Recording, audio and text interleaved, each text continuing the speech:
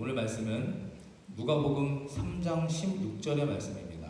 누가복음 3장 16절의 말씀 한 절이니까 우리 함께 큰 목소리로 공독해 보도록 하겠습니다.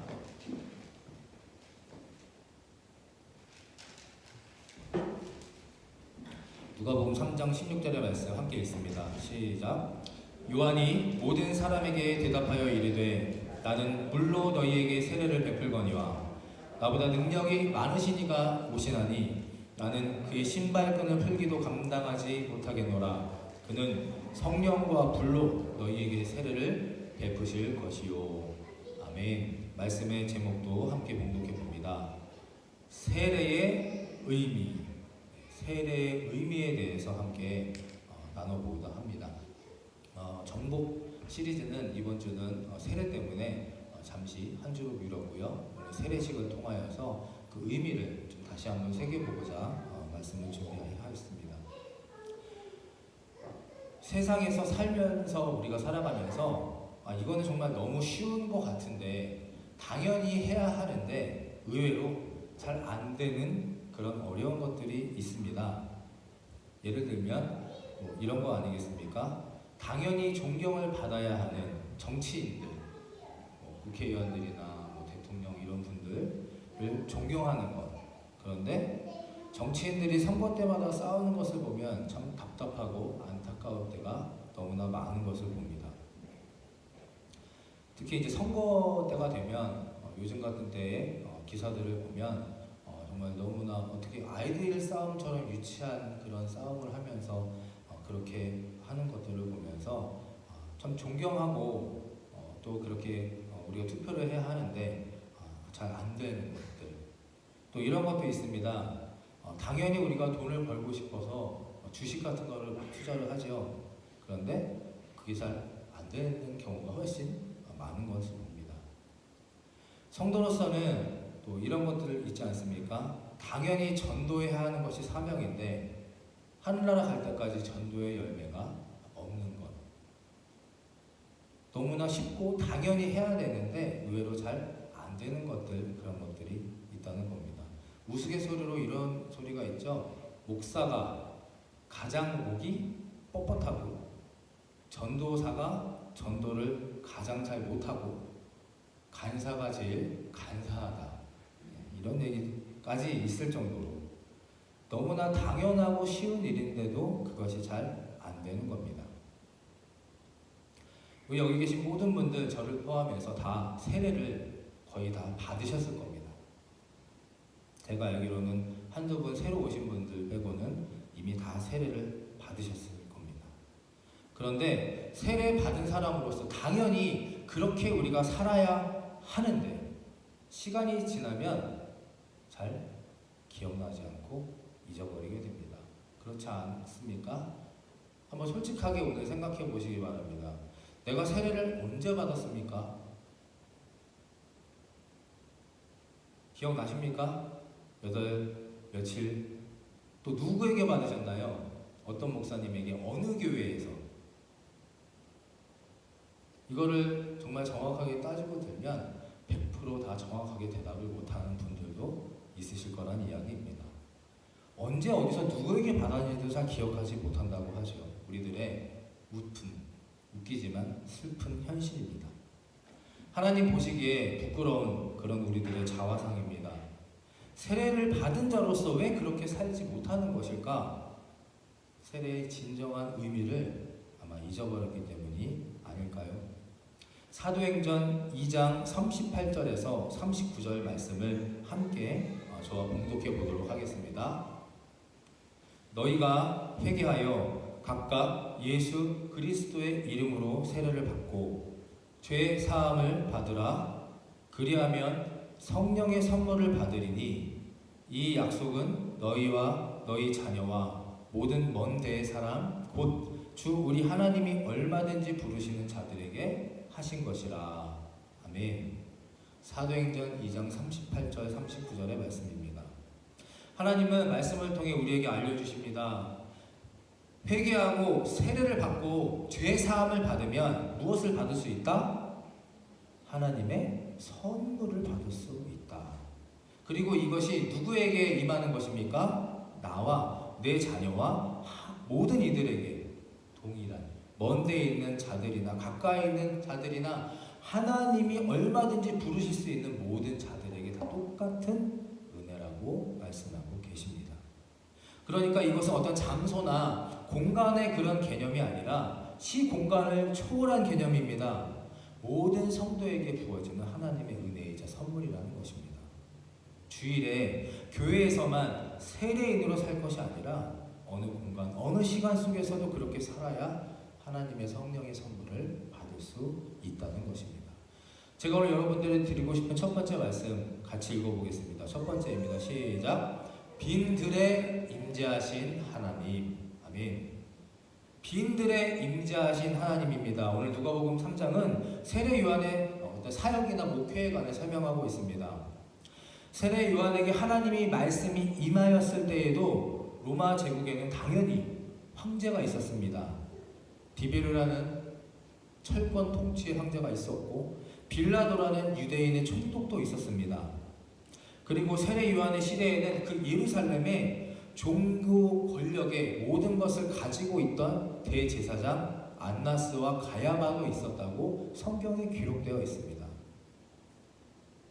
그 당시에 많은 사람들이, 우리 같은 사람들이, 요한의 시대에 사는 사람들이 영적인 갈급함이 있다, 나 예배하고 싶어, 찬양하고 싶다 한다면 아마 어디로 갔을까요? 아마도 그 당시에 성전이었을 겁니다. 제일 먼저 대제사장들이 거주하고 있는, 매일같이 하나님께 제사하고 있는 예루살렘 성전을 떠올렸을 겁니다. 그런데 오늘 하나님의 말씀이 어디에 임했다라고 기록되어 있습니까? 황제와 총독들이 거주하는 그런 권력의 중심부도 아니고 화려하고 웅장한 대제사장들이 있는 그런 예루살렘 성전도 아니었다는 겁니다. 2절의 말씀을 함께 다시 읽어보겠습니다. 2절 시작. 안나스와 가야바가 대제사장으로 있을 때에 하나님의 말씀이 빈들에서 사가랴의 아들 요한에게 임한지라. 아멘. 어디에 임했다고요? 빈들에 임했습니다. 빈들. 황궁이나 총독이 있던 그런 왕들에게 임하지 않은 것은 그럴 수도 있다고 생각합니다. 그런데 분명히 안나스, 가야바가 있는 대제사장이 있던 예루살렘 성전에 임한 것이 아니라 하나님의 말씀이 요한이 거하고 있던 광활하고 우리가 말하는 허허벌판인 그런 빈들에 임하였다라고 선언하고 있습니다. 아무것도 없는 빈들입니다. 우리 주변의 교회를 돌아보시면 정말 교회가 많습니다. 차 타고 지나가다 보면 우리도 정말 저런 교회 어떻게 한번 짓고 예배드리면 좋겠다, 한번 들어가 보고나 싶다라고 할 정도로 크고 화려하고 멋있는 교회들이 정말 많습니다. 한국에는 더 말할 것도 없고 정말 도시 곳곳에 크고 작은 멋진 내부 시설이 잘 갖춰진 교회들도 있을 것이고 또 유명한 설교자들, 목사님들도 얼마든지 우리 주변에 있습니다. 영성가들도 있고요. 그런데 하나님의 말씀은 전혀 예상치 못한 곳에 임했다는 겁니다. 황량한 빈들 같은 곳. 왜 그랬을까? 왜 하나님께서 수많은 공간과 장소와 사람들을 다 제쳐두시고 왜 세례 요한이 있었던 그런 허허벌판 황량한 빈들에 임하셨을까? 바로 5절의 말씀입니다. 함께 읽습니다. 5절 시작. 백성들이 바라고 기다림으로 모든 사람들이 요한을 혹 그리스도신가 심중에 생각했으니. 이스라엘 백성들은 세례 요한을 따르던 그 당시의 무리들은 세례 요한을 예수님이신가? 메시아이신가? 그리스도이신가? 이 사람이 나의 구세주이신가? 라며 그렇게 속으로 생각할 정도로 그렇게 간절한 마음으로 그들을 바라봤던 겁니다. 거기에 있던 모든 사람들이 예수 그리스도의 임재를, 하나님의 성령의 능력을 바라고 기다렸던 겁니다. 나를 위해 십자가를 지시고 내 모든 죄를 다 구속해 주시고 너를 너무나 사랑하여 주셔서 끝까지 나를 책임져 주실 구세주를 간절히 바라고 기다렸습니다. 이 간절한 믿음과 기다림이 하나님의 말씀을 빈들로 이끌어낸 것입니다. 이스라엘 백성들이 로마의 핍박, 박해에도 생명을 위협하는 숱한 위기 속에서도 무엇 때문에 버텨낸 줄 아십니까? 또 36년의 일본의 일제 치하 속에서도 수많은 우리나라의 믿음의 그 선배들이 순교를 자청하면서까지 어떻게 지금 우리에게까지 그 믿음이 전달된 줄 아십니까? 함께 읽어보겠습니다. 하늘을 보고 살았기 때문입니다. 다시 한번 읽어볼까요? 시작. 하늘을 보고 살았기 때문입니다. 비록 우리가 두 발을 이 땅에 딛고 이렇게 살아가지만 내 시선, 내 생각, 내 꿈은 하늘에 속해 있었던 겁니다. 지금의 우리 현실 두렵고 힘들고 어려워도 하나님이 부르실 계신 그곳은 기쁨이 있고 평안이 있고 참 행복이 존재하는 것임을 믿었기 때문에 그 모든 것들이 가능했다는 것입니다. 세례의 의미는 지금 이 순간 이후로 나는 이 땅의 존재가 아닌 하늘에 속한 사람으로 살겠습니다. 하늘을 바라보고 살겠습니다. 라는 다짐이자 약속의 선포임을 믿으시기를 간절히 바랍니다. 저를 한번 다시 따라해 보실까요? 하늘을 보고 삽시다. 우리 앞에 옆에 뒤에 분들과 인사 한번 주겠습니다. 하늘을 보고 삽시다. 하늘을 바라보고 살게 되시길 바랍니다. 여러분들은 지금 여기가 어디라고 느껴지십니까? 빈들 같습니까? 아니면 성전 같으십니까? 암흑의 그런 답답한 숨막히는 공간이십니까? 한 줄기 생명의 빛이 있는 광명이 넘치는 그런 곳이라고 생각하십니까?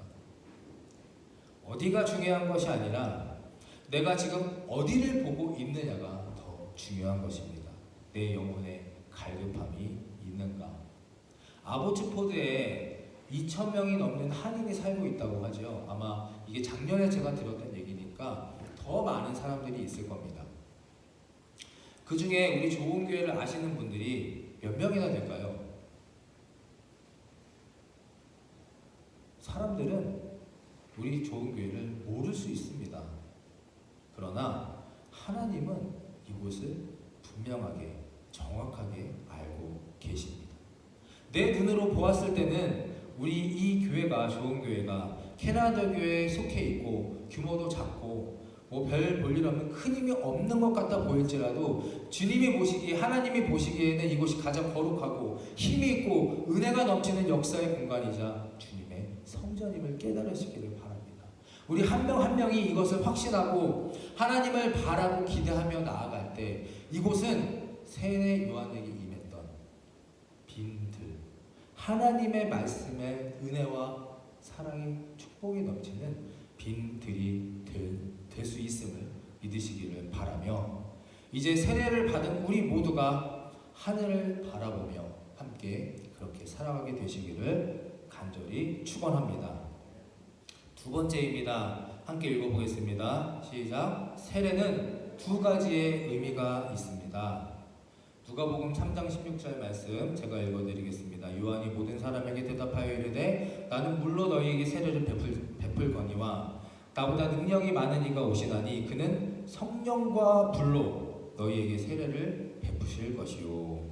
자, 무엇으로 예수님께서는 베푸십니까? 세례를 성령과 불 두 가지입니다.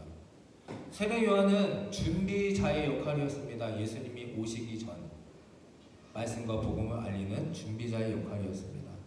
그래서 그를 세례 요한을 메시아다 그리스도라 생각하는 자들에게 나는 그리스도가 아니며 나는 그저 물로 세례를 베푸는 사람이지만 예수 그리스도는 성령과 불로 세례를 베푸실 것이다 라고 말했습니다. 그리고 예수님께서는 성령과 불로 세례를 베푸셨습니다.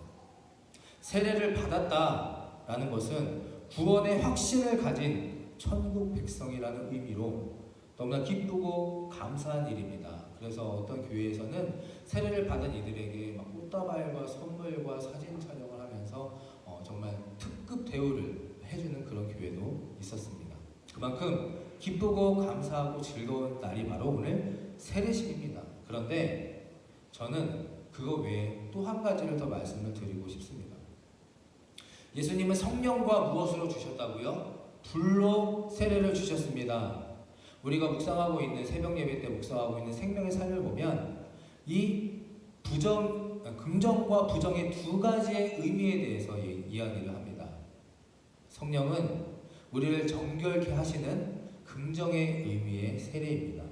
그러나 불은 불신자를 심판해서 지옥으로 떨어지게 하는 이 부정의 의미라는 겁니다.